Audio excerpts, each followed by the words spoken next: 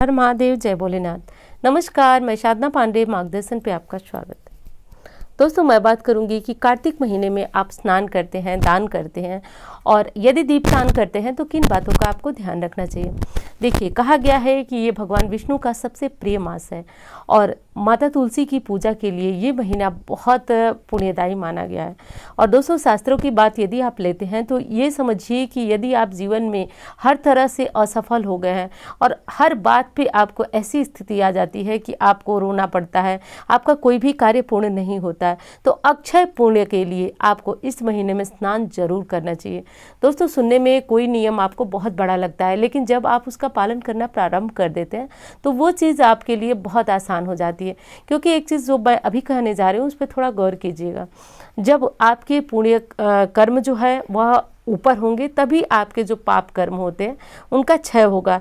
क्योंकि हमारे जो शास्त्र हैं वो ये बताते हैं कि हम जो भी एक तकलीफ झेलते हैं, यानी कि यदि एक कांटा तक हमको चुभता है तो वो भी हमें खुद से नहीं चुभता है, या तो हमारे कर्म होते हैं, या तो इस जन्म के, या तो फिर पिछले जन्म के, लेकिन होते वही हैं जो हमने किया होता है। तो इन सब से बचने के लिए आपको इस महीने यानी कि कार्तिक महीने में स्नान करना चाहिए, दान करना चाहिए, दीप दान करना चाहिए। और दूसरी चीज़ दोस्तों कि इस महीने में जो कुछ नियम होते हैं कार्तिक महीने के, वो आपको पालन करना चाहिए। तो ये तो आप सभी जानते हैं कि कार्तिक महीने में क्या हर समय झूठ नहीं बोलना चाहिए। देखिए, यदि ये कहें कि झूठ नहीं बोलना चाहिए तो ये कुछ लोगों को असंभव लगेगा, क्योंकि कुछ लोगों का काम ऐसा होता है कि उनको अपने काम में बढ़ा चढ़ा कर बोलना पड़ता है। एक चीज़ का ध्यान रखिए कि बहुत ज़्यादा झूठ की नींव पे या फिर बहुत ज़्यादा गलत जो मिथ्या भाषण होते हैं उनसे आप बचिए। बाकी जो जितनी आवश्यकता हो, क्योंकि कहा गया है कि कुछ सत्य ऐसे होते हैं जो कि बोलना पड़ता है, कुछ झूठ ऐसे होते हैं जिनको बोलना पड़ता है। तो अब आप अपने अनुसार देखिए, मेरा काम सिर्फ आपको बताना है जो कि मैं बता रही हूँ। तो मिथ्या भाषण से बिल्कुल इस महीने बचे रहिए, क्योंकि दोस्तों ऐसा कहा गया है कि भगवान विष्णु का वास इस महीने जल में होता है। तो अब ध्यान दीजिए, इसीलिए जल से यानी कि पानी से संबंधित आपको हर चीज़ें बताया जाता है। दीपदान का कहाँ बताया जाता है? दीपदान का महत्व आपको देव वृक्षों के पास तो होता ही होता है, और जल स्रोत के पास जब आप दीपदान करते हो तो उसका महत्व और अधिक बढ़ जाता है। जल स्रोत कहाँ? या तो आप तालाब के पास, नदी के पास, या फिर किसी देव स्थान में कोई तालाब है वहाँ पे, तो कहीं पे भी यदि आप दीपक जला करके 1, 5, 7, 11, 21, 51, 101 इस तरह की संख्या में यदि आप दीप जला के रखते हैं तो दोस्तों इससे चमत्कार होता है जीवन में, और हमारे पुण्य जो है वह बढ़ते हैं। और यदि आपके जीवन में बहुत ज़्यादा तकलीफ है तो मैं कहूँगी कि आपको ये नियम लेना ही चाहिए। अब बात जब नियम की कर रही हूँ तो नियम कौन सा लेना चाहिए आपको? तो देखिए, मेरा मानना यह है कि आपसे जितना हो सके आप उतना करें। आपको आवश्यकता नहीं है कि आप पूरे महीने का व्रत रखें, ये क्योंकि ये थोड़ी सी कठिन चीज़ है, कोई आसान चीज़ नहीं है कि आप पूरे महीने का व्रत रख सकें। और व्रत रखने का नियम यदि जो लोग लेना चाहते हैं वो व्रत भी रख सकते हैं। एक समय इसमें मीठा भोजन, शाम के समय तुलसी पूजा, दीपदान इत्यादि करके किया जाता है। तो आप यदि रखना चाहते हैं तो इस व्रत को धारण कर सकते हैं। कार्तिक महीना जो है वह शुरू कब से हो रहा है, जो कि मैं आपको बता चुकी हूँ कि 21 तारीख से प्रारंभ हो जा रहा है। कार्तिक स्नान, इस महीने का जो दान पुण्य है वो सब शुरू हो जा रहा है। तो अब इसमें करना ये होता है दोस्तों कि यदि आप ये व्रत धारण करते हैं तो अच्छी बात। अब व्रत नहीं धारण करते हैं तो आपको क्या करना चाहिए? इसके पहली वाली वीडियो आपने देखा होगा, नहीं देखा होगा तो उसको देख लीजिए, बहुत सारी जानकारियाँ उसमें से आपको मिलेंगी।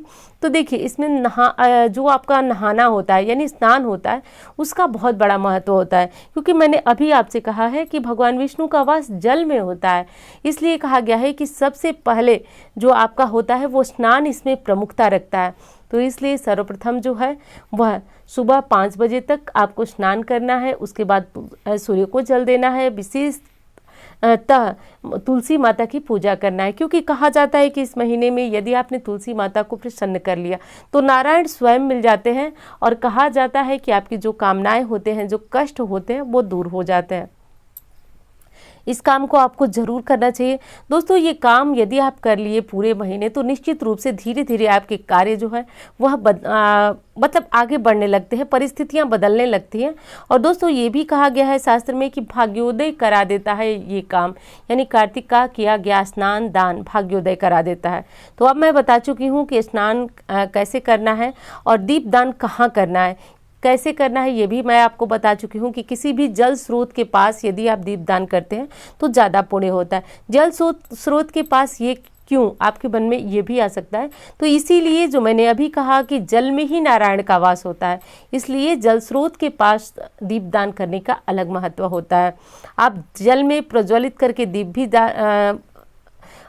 तैरा सकते हैं, लेकिन ध्यान दें बुझे नहीं, आपका दीप ठंडा ना हो, इसलिए कहा जाता है कि जल स्रोत के किनारे भी आप दीप प्रज्वलित करके रख सकते हैं।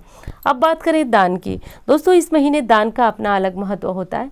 तो विशेष तिथियां हैं कुछ, जैसे कि अमावस्या है, जैसे कि कार्तिक पूर्णिमा है, इन तिथियों में आप दान कर सकते हैं। वैसे पूरे महीने यदि आपने दान कुछ भी किया तो इसका अपना अलग महत्व होता है। हर महीनों की अपेक्षा आपको अधिक पुण्य की प्राप्ति होती है।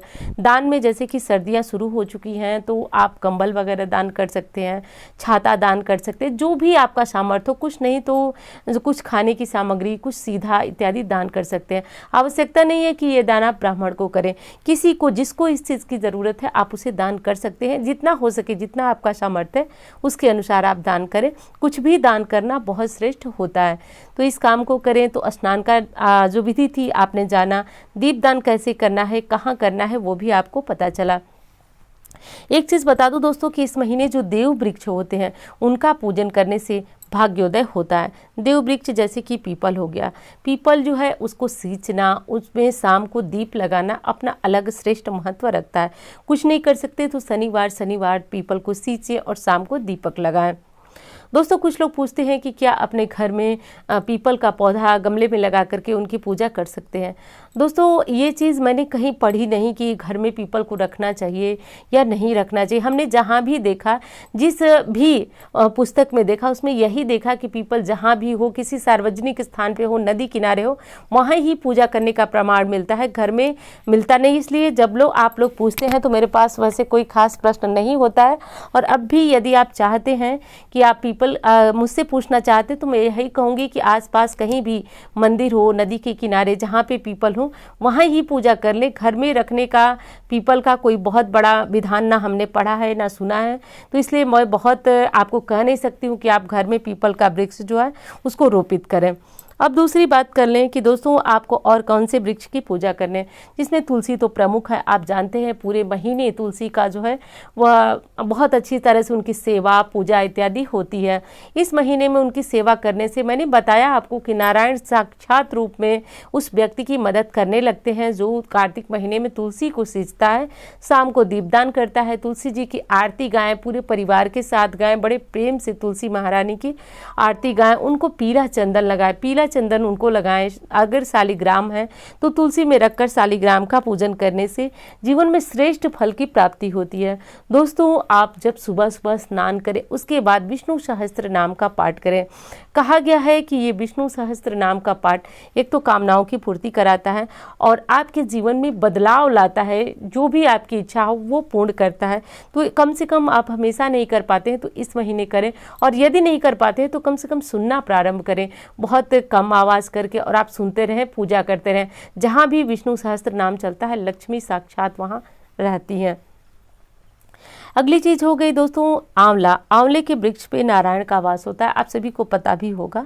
आंवले के वृक्ष की पूजा करना, दीप दान करना यानी कि दीपक जलाना यहाँ पे बहुत श्रेष्ठ माना जाता है, तो ये आप अवश्य करें। अक्षय नवमी जो कि कार्तिक महीने में आती है, अक्षय नवमी के दिन यहाँ पे भोजन बना करके और परिवार के साथ भोजन करना बहुत श्रेष्ठ माना जाता है। ऐसी मान्यता है कि अकाल मृत्यु से रक्षा होती है, नारायण की कृपा से रोग बीमारी और परेशानियों से व्यक्ति छूट जाता है। ये काम आप करें। अगली चीज़ है बेल का वृक्ष।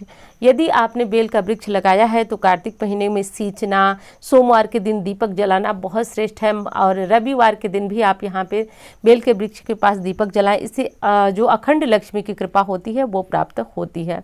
तो ये काम आप कर लें दोस्तों।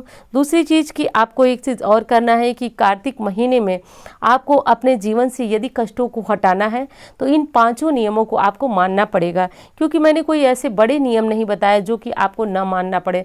देखिए हमारे शास्त्र भी वही बताते हैं जो जन सामान्य जिन नियमों को पालन कर सकता है, जिसमें 5 चीज़ें मैंने बताई। सुबह जागकर स्नान करें, तो ये कोई बहुत बड़ा जो है कारण नहीं है। 8 बजे 9 बजे तक हम सभी स्नान करते ही हैं, तो उसके लिए अच्छा होगा कि आप 5 बजे सुबह तक बस थोड़ा सा प्रयास करना है, और इसके जो फायदे हैं वो अनेक हैं। विष्णु सहस्त्र नाम का पाठ वो तो आप यदि देखते हैं चैनल को तो बहुत पहले से जानते हैं, मैं हमेशा बताती हूँ आपको। और इस महीने में तो एकदम भाग्योदय कराने वाला ये पाठ होगा। और केला, तुलसी, आंवला, बेल और पीपल की पूजा अवश्य करें। दीप दान करें। क्यों करें? क्योंकि नारायण का वास जो है वह जल में होता है। और कार्तिक पूर्णिमा के दिन, अमावस्या के दिन, या फिर एक पूरे कार्तिक महीने में कभी भी ना हो सके तो एक दिन ही कुछ न कुछ दान करें, कुछ न कुछ जो है ज़रूरतमंद को दान करें, ब्राह्मण को दान करें।